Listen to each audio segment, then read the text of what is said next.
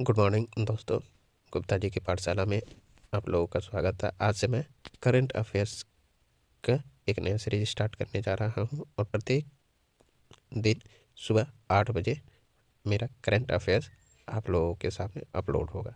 तो कृपया आप लोग करंट अफेयर्स को प्रतिदिन देखें, सब्सक्राइब करें, कमेंट करें और शेयर करें। चलिए हम स्टार्ट करते हैं आज के करंट अफेयर्स को। 5 जनवरी को बनने वाले जितने भी करंट अफेयर्स हैं उनको डिटेल्स में देखेंगे।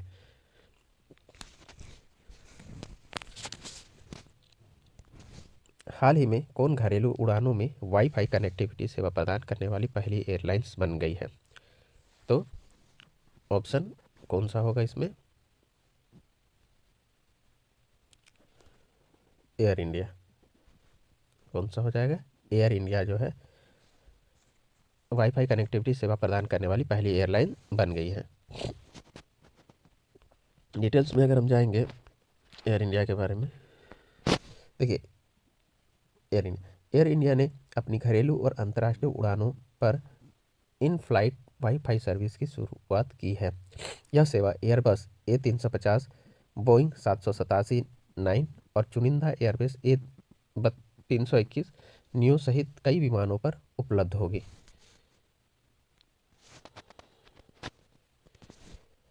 इस नई पहल के साथ एयर इंडिया भारत में उड़ानों के दौरान वाईफाई इंटरनेट कनेक्टिविटी प्रदान करने वाली पहली एयरलाइन बन गई है।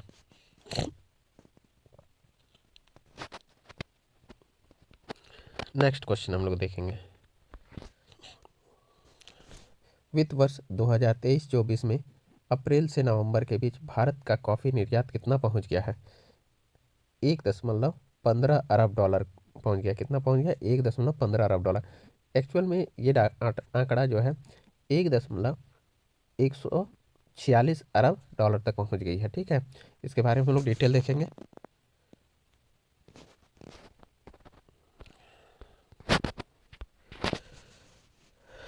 चालू वित्त वर्ष 2024-25 के नवंबर महीने तक कॉफी के कुल निर्यात ने पहली बार 1 अरब डॉलर के आंकड़े को पार कर लिया। पहली बार 1 अरब डॉलर के आंकड़े को क्या कर लिया? पार कर लिया है। अब यह आंकड़ा जो है कहाँ से आया? तो centre for monitoring Indian economy यानी CMIE के डेटा में इसका खुलासा हुआ है कि अप्रैल से नवंबर के बीच कॉफ़ी के निर्यात 1146.9 मिलियन डॉलर तक पहुंच गया है। ठीक है, पिछले साल के मुकाबले 29% तक की बढ़ोतरी को दर्शाया है। अब इसके बारे में हम लोग कॉफ़ी के बारे में देखेंगे कि भारत में इसकी क्या स्थिति है विश्व में, और भारत में कौन से राज्य कॉफ़ी का उत्पादन सर्वाधिक करता है। ठीक है, देखिए कॉफ़ी उत्पादन में भारत का विश्व में 8वां स्थान है। अब देखिए पहले स्थान पर कौन है? तो पहले स्थान पर ब्राज़ील है। भारत में कॉफ़ी का सर्वाधिक उत्पादन दक्षिण भारत में होता है। सर्वाधिक कॉफ़ी का उत्पादन करने वाले राज्य कौन कौन से? कर्नाटक में 71% पहले स्थान पर, केरल जो है 20% दूसरे स्थान पर, और तमिलनाडु 5% के साथ तीसरे स्थान पर है। ठीक है, 3 नंबर क्वेश्चन पर चलते हम लोग।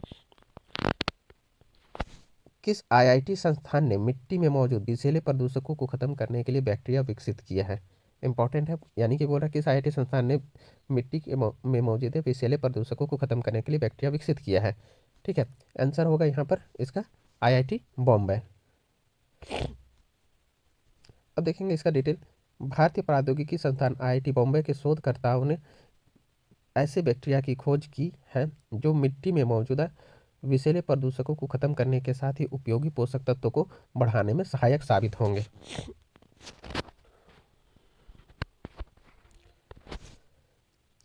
अब देखेंगे यहाँ पर कौन कौन सा बैक्टीरिया। तो स्यूडोमोनास और एजिनेटोबैक्टर प्रजाति के बैक्टीरिया फास्फोरस और पोटेशियम जैसे पोषक तत्वों को घुलनशील रूपों में परिवर्तित करते हैं जो पौधों के लिए आसानी से उपलब्ध होते हैं। साथ ही ये बैक्टीरिया इंडोल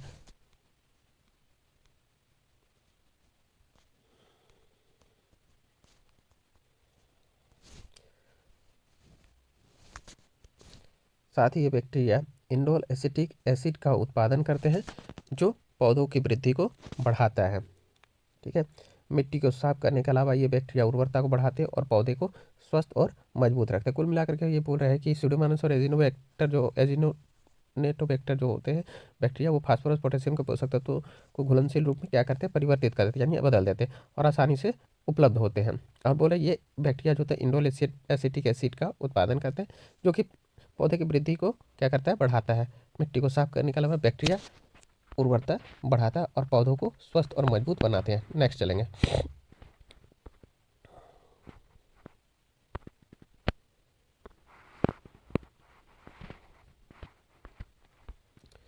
वस्त्र एवं परिधान के वैश्विक व्यापार में 3.9% हिस्सेदारी के साथ भारत विश्व निर्यात में किस स्थान पर है? अभी हाल फिलहाल में एक रिपोर्ट आई है, उसी के अकॉर्डिंग बोल रहे हैं कि वस्त्र एवं परिधान के वैश्विक व्यापार में 3.9% हिस्सेदारी के साथ भारत विश्व निर्यात में किस स्थान पर है? तो छठे स्थान पर है। चलेंगे हम लोग इसके डिटेल देखेंगे। छठे स्थान पर है। किस स्थान पर है? छठे स्थान पर। अब भारत दुनिया में वस्त्र और परिधान का छठा सबसे बड़ा निर्यातक है। कौन सबसे बड़ा निर्यातक है? तो छठा सबसे बड़ा निर्यातक देश है, जिसकी वैश्विक व्यापार में हिस्सेदारी 3.9% है। भारत के कुल निर्यात में इस क्षेत्र की हिस्सेदारी यानी वस्त्र और परिधान क्षेत्र की हिस्सेदारी 8.21% है, जो वैश्विक वस्त्र आपूर्ति श्रृंखला में देश की महत्वपूर्ण भूमिका को रेखांकित करता है। कुल मिलाकर बोल रहा है भारत का वस्त्र और परिधान में कौवा स्थान है निर्यातक में? तो छठा स्थान है। और वैश्विक व्यापार में इसकी कुल हिस्सेदारी कितनी हो चुकी है? 3.9%। ठीक है। और कुल निर्यात में भारत की इस क्षेत्र में कितनी हिस्सेदारी? 8.21% है। तो इस प्रकार से भारत की भूमिका को क्या करता है? ये रेखांकित करता है। अब देखिए इसका आर्थिक आधार पर कुछ बिंदु है, उसको भी हम लोग डिस्कस कर लेंगे। देखिए वित्त वर्ष 2024-25 के पहली छमाही में भारत का कपड़ा निर्यात 21,358 मिलियन अमेरिकी डॉलर पहुंच गया है। कुल निर्यात में 41% की हिस्सेदारी के साथ रेडीमेड गारमेंट सबसे आगे, मतलब जितनी भी निर्यात होती है उसमें रेडीमेड गारमेंट का कितना है हिस्सेदारी? 41% हिस्सेदारी का भारत का केवल। ठीक है। भारत की कुल निर्यात का 41% जो है रेडीमेड गारमेंट्स का निर्यात करती है। ठीक है। नेक्स्ट देखेंगे, इसमें नेक्स्ट पॉइंट हम लोग देखेंगे। कपड़ा निर्यात बाजार में अमेरिका और यूरोपीय संघ का 47% हिस्सा है। भारत का कपड़ा निर्यात 21,358 मिलियन अमेरिकी डॉलर तक पहुंच गया। बोला सबसे ज़्यादा जो भारत का जो कपड़े के का निर्यात किया जाता है वो किसको किया जाता है? अमेरिका और यूरोपीय संघ को किया जाता है। नेक्स्ट चलेंगे। कुल निर्यात में 41% हिस्सेदारी के साथ रेडीमेड गारमेंट सबसे आगे है भारत का। ठीक है। फिर चलेंगे भारतीय कपड़ा निर्यात बाजार में अमेरिका और यूरोपीय संघ का 47% हिस्सा पहले ही पढ़ चुके हैं, लगता है रिपीट हो चुका है। नेक्स्ट चलेंगे अब नेक्स्ट क्वेश्चन पे हम लोग।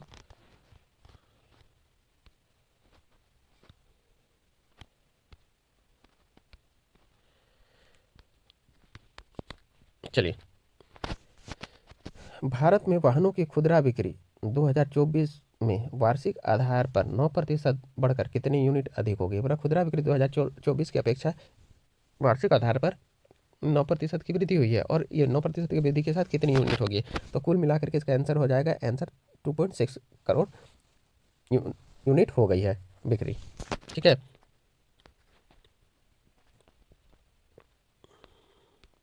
चलिए इसके हम लोग डिटेल में जानेंगे।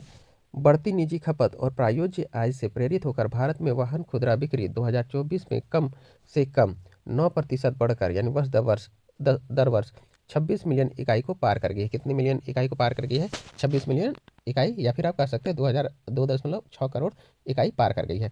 नेक्स्ट पॉइंट हम लोग देखेंगे, यह कोविड पूर्व वर्ष 2018 के एक वर्ष में 25.4 मिलियन यूनिट के शिखर को भी पार कर गया है। चलिए कोविड से पहले जो स्थिति थी उसको भी अभी ये पार कर गया है, ये नया आंकड़ा के अनुसार।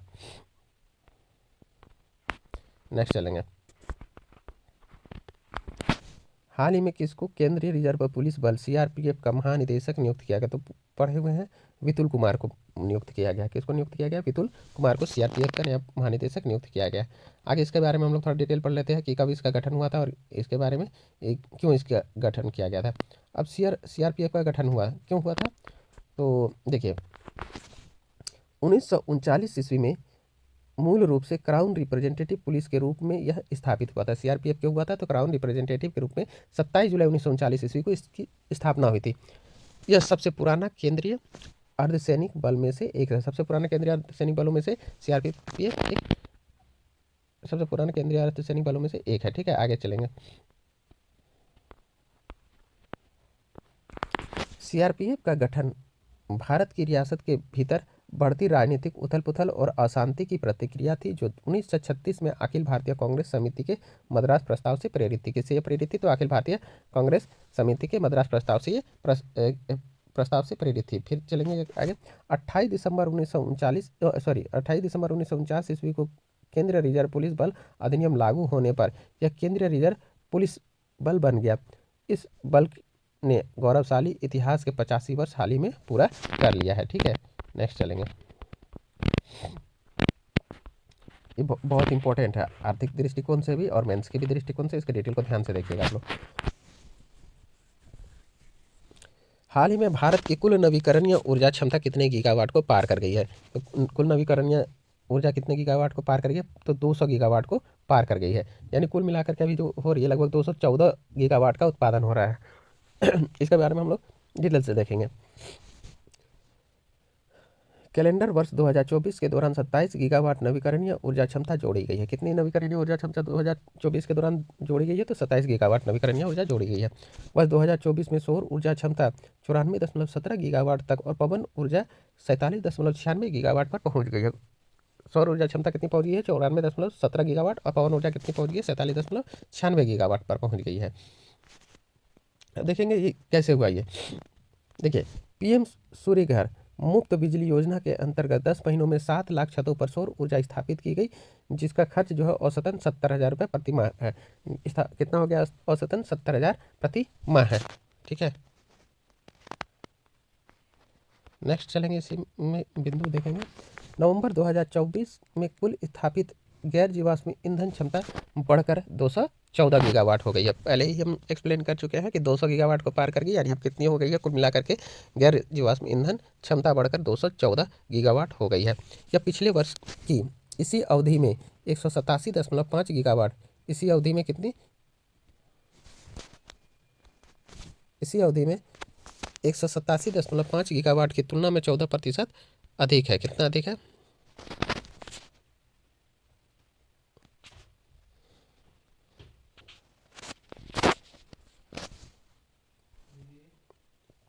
187.05 गीगावाट की तुलना में 14% से अधिक की वृद्धि है।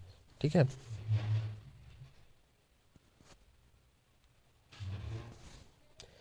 यह केवल, अब देखेंगे 14% से अधिक की वृद्धि हो चुकी है पिछले वर्ष की तुलना में। केवल 2024 के अप्रैल और नवंबर के बीच भारत ने लगभग 15 गीगावाट नवीकरणीय ऊर्जा क्षमता जोड़ी है। बोला अप्रैल से नवंबर के बीच ही भारत ने कितनी गीगावाट नवीकरणीय ऊर्जा क्षमता जोड़ी है? तो 15 गीगावाट। ठीक है,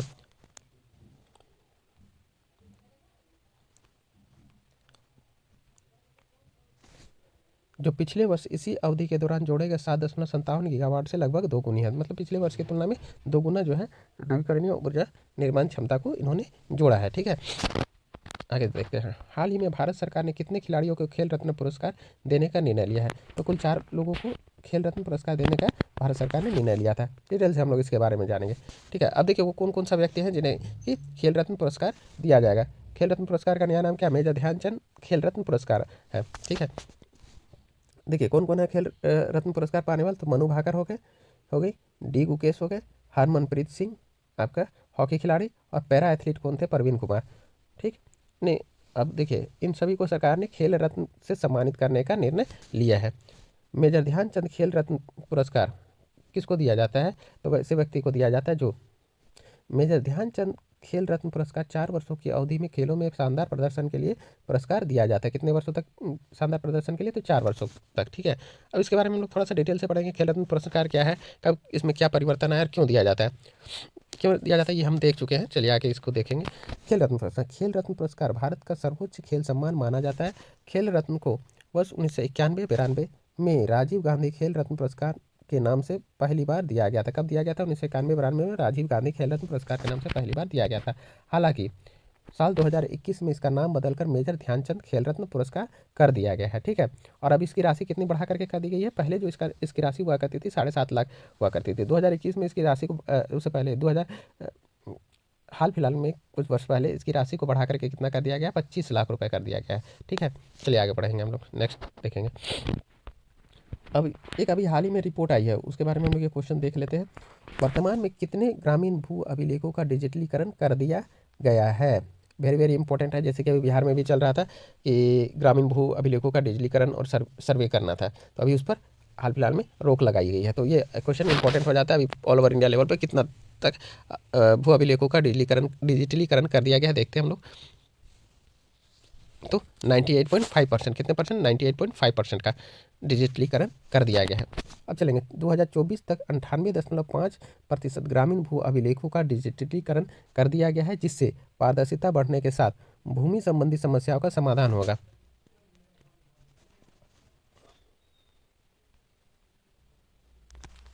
ठीक है, यह उपलब्धि वर्ष 2008 में शुरू किए गए डिजिटल इंडिया भूमि अभिलेख आधुनिकीकरण कार्यक्रम का हिस्सा है। देखिए, यह उपलब्धि किसका हिस्सा है? तो डिजिटल इंडिया भूमि अभिलेख आधुनिकीकरण कार्यक्रम का हिस्सा है, जिसकी शुरुआत 2008 में हुई थी। फिर इसी के जिसका उद्देश्य कृषि भूमि रिकॉर्ड को डिजिटल और आधुनिक बनाना है, ताकि इसकी पहुंच में सुधार होने के साथ इससे संबंधित विवादों में कमी आ सके। देखते नहीं है कि आजकल क्या होता है कि ज़्यादातर जो लड़ाई झगड़े होते हैं भूमि विवाद को ही लेकर के होता है, तो इसी को कम करने के लिए ये सरकार ने कदम 2008 में उठाया था। इसी का आगे पॉइंट हम लोग देखेंगे। अब ये क्या है, इसमें कौन कौन सी एजेंसियाँ शामिल हैं?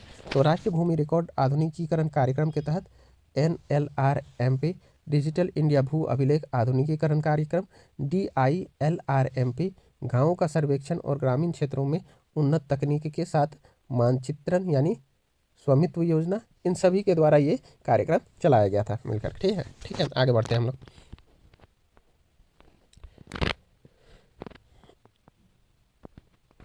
विश्व में प्रति वर्ष किस तारीख को विश्व ब्रेल दिवस मनाया जाता है? तो 4 जनवरी। किस तारीख को विश्व ब्रेल दिवस मनाया जाता है? 4 जनवरी को। आगे इसके बारे में हम लोग थोड़ा डिटेल से देखेंगे, क्यों मनाया जाता है, क्या कारण है।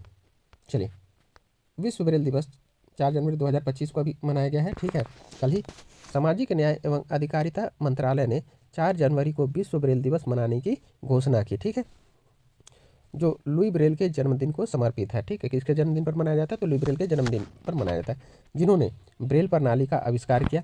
यह दिन दृष्टिहीन व्यक्तियों को सशक्त बनाने में ब्रेल के महत्व के बारे में जागरूकता बढ़ाने का उद्देश्य से मनाया जाएगा। ठीक है, मनाया गया। ठीक है, आगे बढ़ते हैं।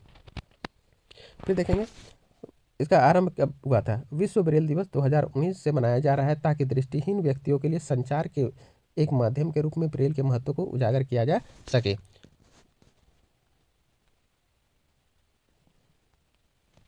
अब इसके कुछ आंकड़े वगैरह भी हम लोग देखेंगे। अब दृष्टिहीनता के आंकड़े देखेंगे। 2011 की जनगणना के अनुसार भारत में 50 लाख, लगभग 50 लाख यानी 50,32,436 से अधिक दृष्टिहीन व्यक्ति हैं। ध्यान दीजिएगा, फिर बोल रहे हैं हम लोग कितने हैं? लगभग 50 लाख भारत में क्या है? दृष्टिहीन व्यक्ति अभी भारत में 2011 के आंकड़ों के अनुसार हैं। अब देखिए, ब्रेल प्रणाली। ब्रेल एक स्पर्शीय विधि है। कौन सी विधि है? स्पर्शीय विधि है, जिसमें 6 बिंदुओं का उपयोग करके अक्षरों, संख्याओं और प्रतीकों का निर्माण किया जाता है। कितने बिंदुओं का उपयोग करके? 6 बिंदुओं का उपयोग करके अक्षरों, संख्या और प्रतीकों का निर्माण किया जाता है, जिससे दृष्टिहीन व्यक्ति पढ़ और लिख सकते हैं। ठीक है, सुलभ संसाधन। राष्ट्रीय सुलभ पुस्तकालय में 55,000 से अधिक सदस्य हैं, जिसमें लगभग 1,58,901 ब्रेल संस्करण और 20,784 प्रिंट पुस्तकें उपलब्ध हैं।